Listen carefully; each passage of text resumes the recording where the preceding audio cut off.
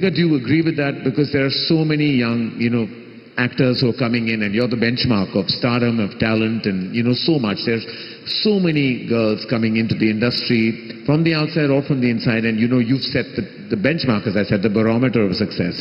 Is there anything that you'd like to say to them? Is there a piece of advice that you'd like to give when they're all at the beginning of their journeys right now? I mean, I think in a way, the generation today is very lucky because there's so much at their disposal. When I started off in 2007 or even before, we didn't have image managers, stylists, hair, makeup, the whole entourage with that sort of comes with, like, you're ready to now step into this world, into the limelight and present the best version of yourself. I think I came from a time when you learnt on the job, you made your mistakes, you've seen your work, you get feedback, you work on that.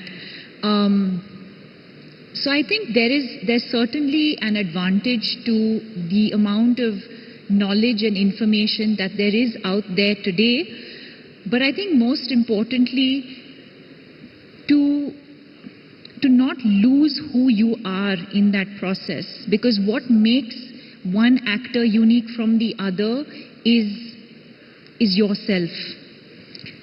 Every role can be played by every actor. So if something's offered to me, somebody else can do it.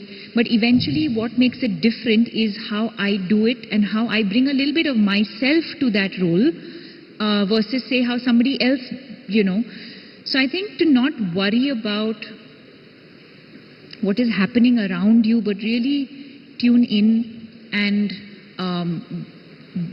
be authentic is when I think you will be seen and will help you stand out from everyone else.